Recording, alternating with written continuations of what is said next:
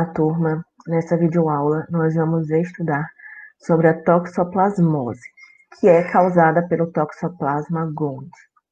A toxoplasmose é uma infecção cosmopolita, e os números relacionados com a toxoplasmose são impressionantes.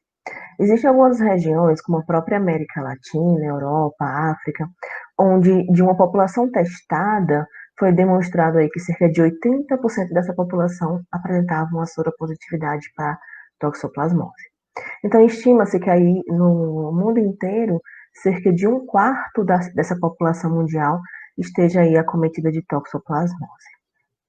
Pensando na toxoplasmose enquanto uma parasitose, as principais complicações elas vão aparecer nos casos aí de gestações, né, de transmissão placentária e também naqueles pacientes que são imunocomprometidos. A classificação taxonômica do Toxoplasma gondii demonstra que ele pertence ao reino dos protistas, protozoa, e a espécie aqui é o Toxoplasma gondii. Essa é uma espécie que vai infectar principalmente animais de sangue quente, os mamíferos, as aves.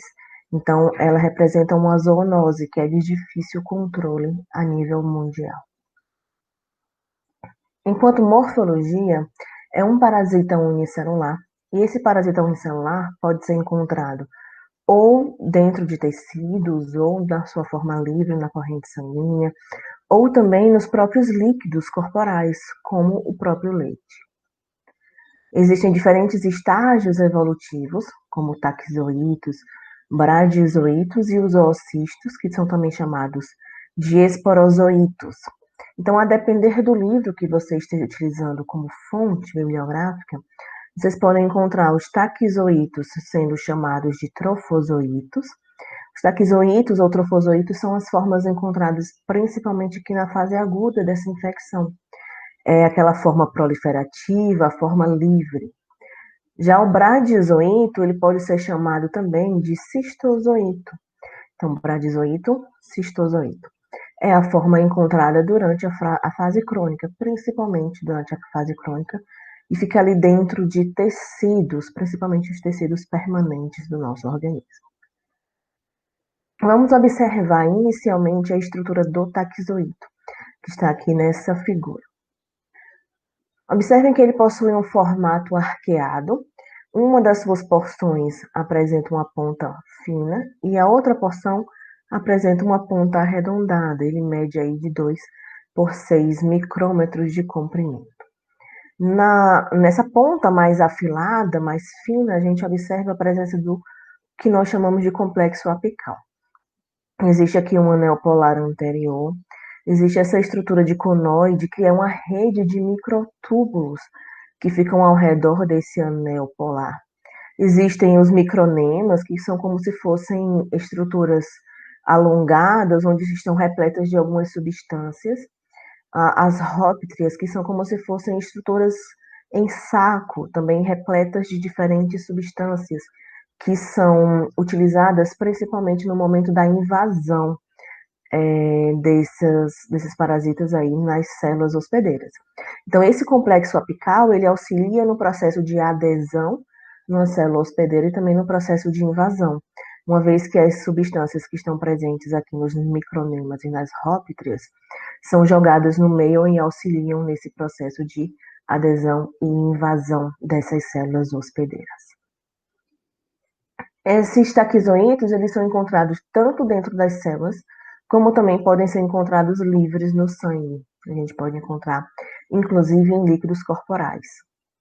Nos taquizoítos, nós podemos observar na região próxima ao núcleo, que fica aqui mais ou menos no centro desse taquizoíto, uma organela chamada de apicoplasto, que é uma organela extremamente importante para a síntese de aminoácidos, de ácidos graxos, que são componentes importantes de macromoléculas que auxiliam no desenvolvimento dos taquizoítos. Nós podemos também observar essa forma arqueada que esses taquizoítos apresentam através dessas imagens. Aqui por microscopia eletrônica, Os taquizoítos, eles são uma forma livre, eles conseguem se deslocar, se movimentar, principalmente por deslizamento. Eles ficam dentro de vacúolos parasitoforos, encontrados em diferentes células também, células do sistema mononuclear fagocítico, células nervosas, células musculares, entre outros. Uma das características importantes em relação aos taquizoítos é que eles não têm uma grande resistência à passagem ali pelo trato digestivo, então eles podem ser degradados em contato com aquele pH mais ácido. Eles se multiplicam rapidamente através de um processo chamado de endodiogenia ou endogenia, onde a gente observa esses taquizoítos multiplicando os seus conteúdos dentro de um vacúolo parasitoforo e dando origem aí a diferentes taquizoítos.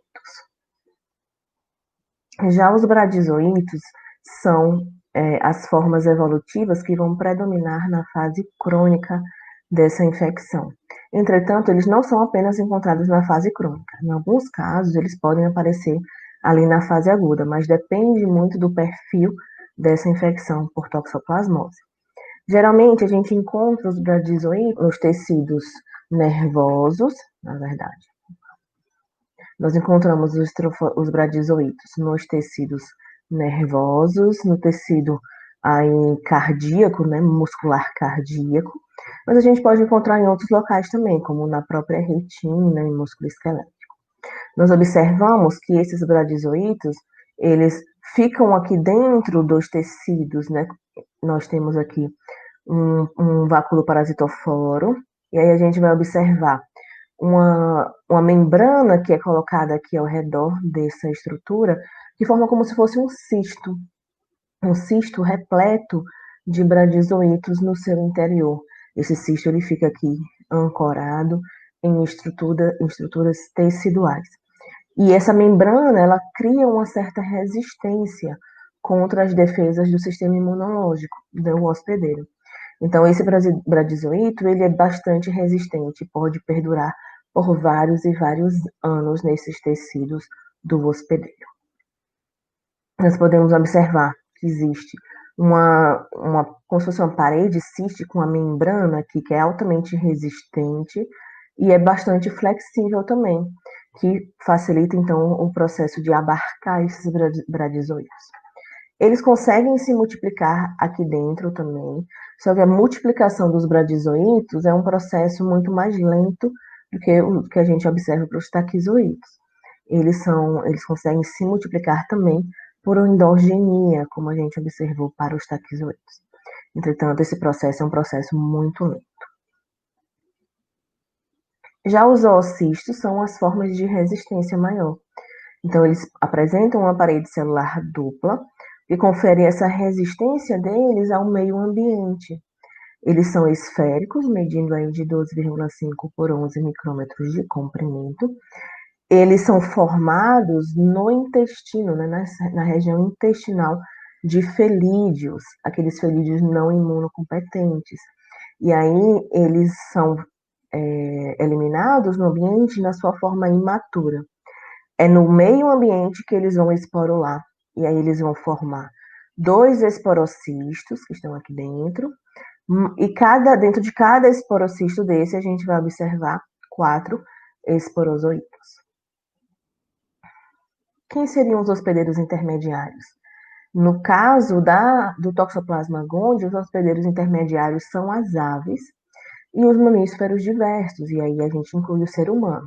Inclui as vacas, os porcos, os roedores, galinha. Então, existe aí, por ser uma zoonose, existe um grande número de hospedeiros intermediários. Nesse caso, esses hospedeiros intermediários vão abarcar apenas aquelas formas que passam por uma reprodução assexuada. E os hospedeiros definitivos estão aqui, os gatos domésticos e outros felídeos. Então, eles são os responsáveis por abarcar as formas que vão passar pelos 2 ciclos, o ciclo de reprodução assexuada e sexuada. E é nesses gatos que a gente vai observar parte do ciclo biológico aí da toxoplasmose sendo desenvolvido. O ciclo biológico da toxoplasmose é heteroxeno, então envolve um hospedeiro definitivo e um hospedeiro intermediário. O hospedeiro definitivo são os gatos domésticos e os felídeos, onde a gente vai observar o desenvolvimento tanto do ciclo sexuado como do ciclo assexuado. Os gatos, o início desse ciclo se dá pela contaminação do gato. Então, os gatos eles podem se alimentar, por exemplo, de roedores que contêm os bradizoítos na sua estrutura, nos seus tecidos. Se for assim, a partir desses bradizoítos vão ser liberados os taquizoítos, que entrarão, penetrarão em células intestinais desses felídeos. O gato pode também se contaminar com o ocisto na sua forma madura. Então, a partir desse ocisto, vai ser liberado um esporozoíto que vai se transformar em taquizoíto. E aí, o taquizoíto, devido àquela presença do complexo apical, isso facilita a sua penetração nessas células intestinais desses felídeos. Nessas células intestinais dos felídeos, esses taquizoítos podem levar à formação dos bradizoítos, e aí vai acontecer aqueles processos de divisão celular, de divisão por endogenia, tanto para os bradizoítos como também para os próprios taquizoítos. Em seguida, pode haver ruptura dessas células e liberação de mais taquizoítos. Então, a gente observa aqui esses trofozoítos infectando as células intestinais, formando esses novos bradizoítos. A gente observa que esse processo de reprodução assexuada ele pode ficar prosseguindo. Pode haver ruptura de liberação de mais taquizoítos. Os taquizoítos podem entrar em novas células intestinais, podem levar à formação de mais bradizoítos e essa reprodução assexuada ela vai progredindo. Em algumas situações, esses taquizoítos que são liberados, eles podem levar ao desenvolvimento dos macrogametas e dos microgametas, então de formas de reprodução sexuada. O macrogameta que seria o feminino e o microgameta que seria o masculino.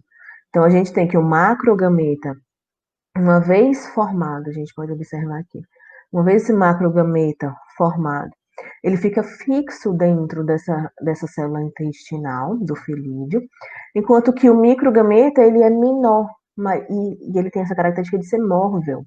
Então isso é importante para o processo de reprodução sexuada. Uma vez que a gente vai observar a liberação, a penetração desse microgameta aqui no macrogameta, a formação de um zigoto nessa célula intestinal desses felídeos. Então, esse zigoto ele vai evoluir para a formação desse ocisto, que vai então ter uma dupla parede aqui, vai ter então a secreção de uma parede que vai dar essa resistência a esse ocisto. Esse ocisto ele é liberado devido à ruptura dessa célula intestinal, ele é liberado na sua forma imatura, e é no meio ambiente que ele vai amadurecer, e aí ele vai começar a formar os esporocistos e os esporozoítos, estando dessa forma aqui maduro. E aí ele vai se dispersar para os hospedeiros intermediários. Esse ocisto ele é extremamente resistente, ele pode durar mais de ano,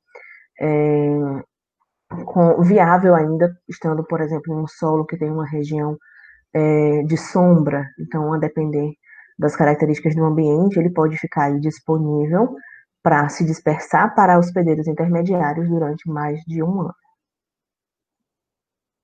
E o ciclo no hospedeiro intermediário, como é que ele acontece?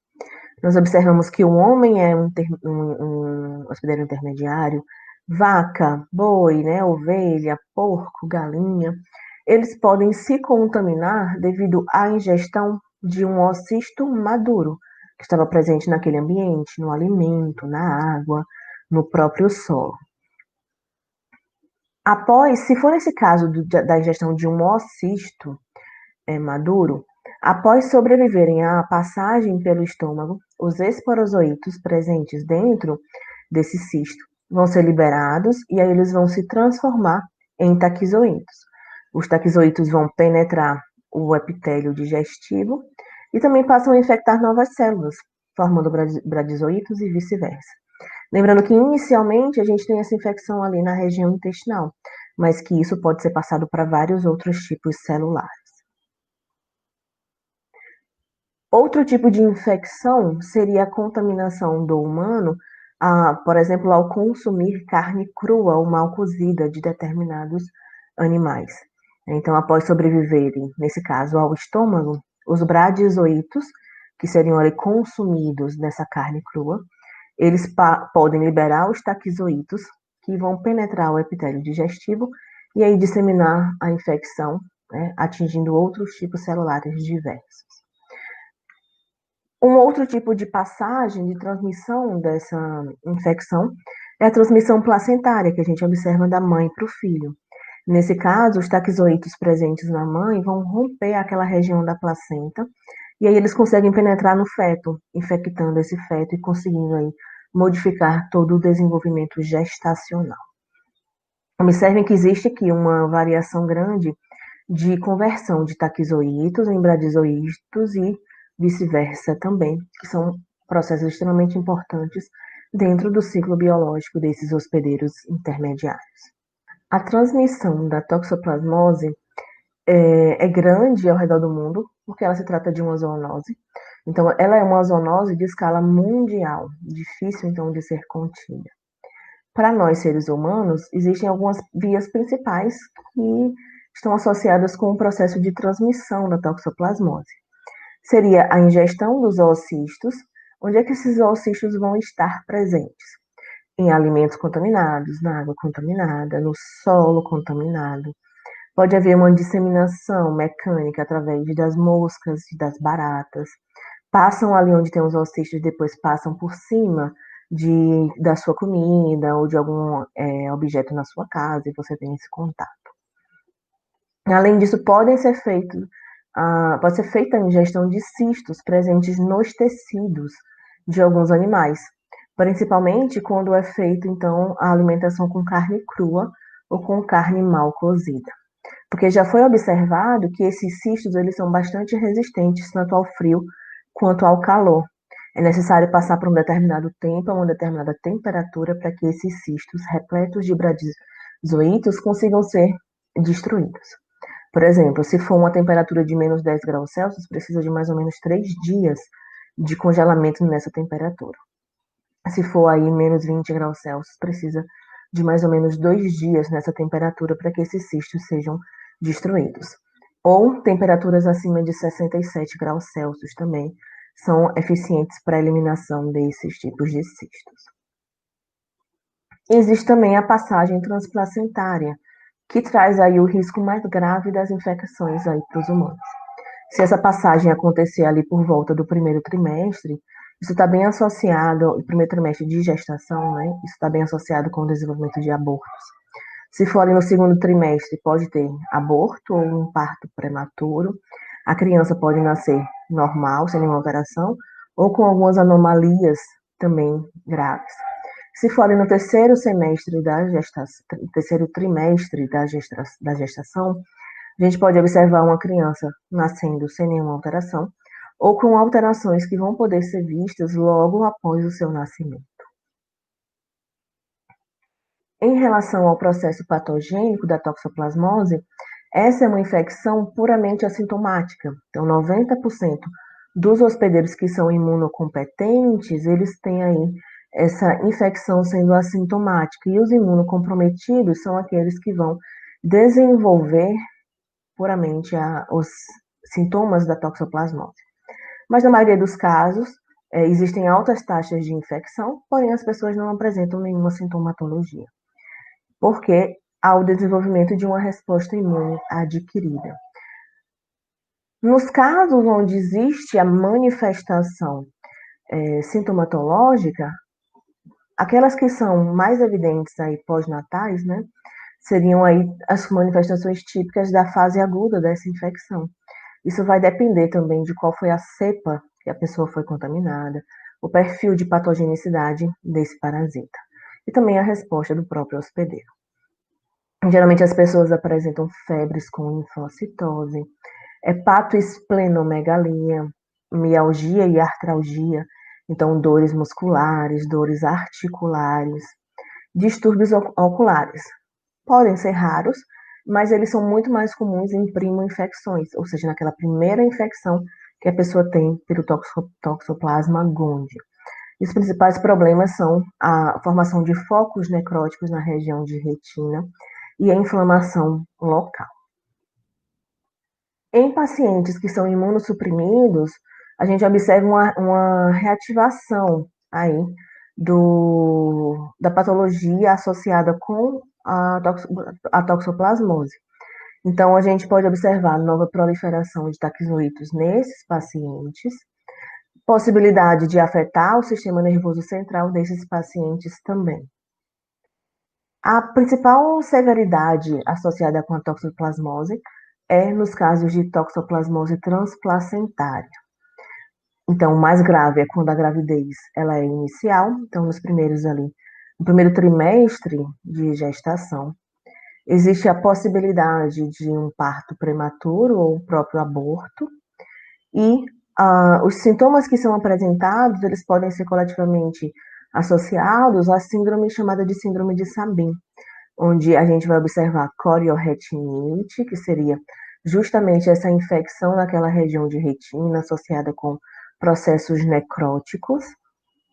Também são observadas calcificações cerebrais, são observadas perturbações neurológicas ou retardo psicomotor na criança e alterações do volume craniano. Então, ela pode nascer com microcefalia ou com macrocefalia. Seriam as severidades mais observadas aí nos humanos, associado também com aquelas pessoas que são imunocomprometidas. Para fazer o diagnóstico da toxoplasmose. Bom, o diagnóstico clínico, ele é impreciso. Então, para diagnosticar a toxoplasmose, é necessário fazer um diagnóstico laboratorial, através da pesquisa de taquizoítos nos fluidos, como sangue, linfa, no próprio líquor, em líquido amniótico. Podem ser feitos centrifugação e coloração com guinça, infecção em camundongos para observar o desenvolvimento do Toxoplasma gondii naquele animal, o diagnóstico molecular por PCR e também imunoensaios, como os ensaios de ELISA. Em relação à importância epidemiológica dessa doença, a gente observa que ela tem uma distribuição cosmopolita e existem prevalências que variam aí de 10 a 80% de infecção entre as populações de um mesmo país. Dados aqui do Brasil, lá do ano de 2012, mostram um perfil aí de infecção lá no Rio Grande do Norte de 21,5% da população, enquanto no Rio de Janeiro isso variava de 23% a 84%, e no Mato Grosso, 97,4% da população apresentava uma soropositividade para toxoplasmose, demonstrando dados bastante variáveis no mesmo país. E a virulência da toxoplasmose também está associada com as cepas que causam esse processo de infecção. Então, existem tipos 1, 2 e 3. O tipo 1 é o tipo de cepa de Toxoplasma gondii que tem a maior virulência. O tipo 2 é o mais comum aqui na nossa região da América Latina. E o tipo 3 é o que acomete principalmente os outros animais, né? Vaca, porco. Então, existe uma diferença no perfil das cepas que infectam e causam a toxoplasmose, e que pode, consequentemente, causar um desenvolvimento aí de sintomatologia. O processo de disseminação pelos felídeos, o consumo de carne crua e as gestações desassistidas estão bastante associadas com o aumento epidemiológico aí dos casos de toxoplasmose mundial. Como profilaxia, é importante observar essa frase que está lá no livro de parasitologia do Neves: vivendo o homem num mar de toxoplasma, torna-se difícil a aplicação de medidas profiláticas. Se tem locais que 80% da população está contaminada, isso quer dizer que a gente está vivendo num mar de toxoplasmose. O que é que a gente poderia fazer para evitar se contaminar? Tratar água e alimentos, lavar e cozinhar esses alimentos, evitar comer a carne crua, a carne mal cozida e o próprio leite cru, porque a gente observou que existem formas de Toxoplasma gondii que são encontradas nos líquidos, inclusive no próprio leite. Realizar os exames pré-natais em dia para detectar se existe a toxoplasmose na mãe, para evitar, então, uma transmissão placentária. Cuidado dos gatos. Então, a alimentação correta para esses gatos e também dar um destino correto para as fezes desses gatos. Uma vez que a gente observa a liberação de oocistos imaturos nas fezes dos gatos. Esses oocistos vão maturar no meio ambiente e depois eles podem ser ingeridos pelos humanos. Então, cuidar dos gatos e tratar, limpar aquele ambiente onde eles vivem é extremamente importante para barrar um pouco dessa transmissão tão grande de toxoplasmose que nós temos a nível mundial. Como tratamento, a toxoplasmose é considerada incurável. Então, os bradizoítos, eles são extremamente resistentes e eles podem persistir naqueles tecidos ali por anos. Medicamentos que são utilizados, eles erradicam apenas as formas de taquizoítos, que são as formas mais sensíveis. O tratamento ele é recomendado apenas se a pessoa estiver apresentando sintomatologia. Se não estiver apresentando sintomatologia, não precisa. Quem são os principais toxoplasmicidas que a gente tem aí? Pirimetamina, sulfadoxina, espiramicina, clindamicina, azitromicina, eles funcionam como toxoplasmicidas para os taquizoítos e podem, então, reduzir a severidade do quadro sintomático, mas é basicamente incurável a toxoplasmose. Bom, turma, nós chegamos ao fim dessa videoaula sobre a toxoplasmose aí, que é uma doença cosmopolita, acometendo cerca de 1/4 da população mundial, causado aí pelo agente etiológico Toxoplasma gondii.